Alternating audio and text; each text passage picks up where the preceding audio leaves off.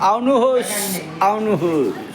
हेर्नुहोस् यो ओम काली furniture house हो। कहाँ भने पनि साधु गाउँमा जाने बाटोमा रुमतेक बाटो, राउते रुमतेक भन्छ यसलाई चाहिँ।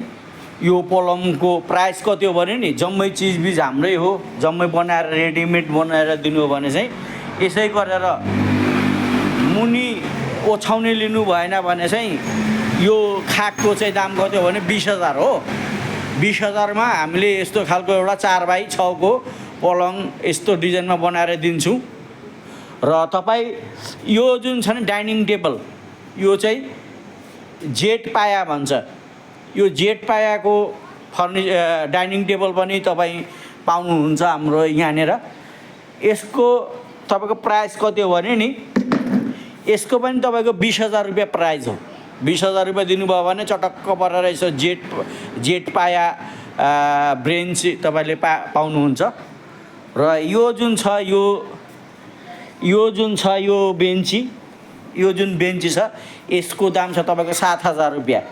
यसरी प्लाई लगाएर चाहिँ हामीले चटक्क गरेर बनाएर दिन्छौँ।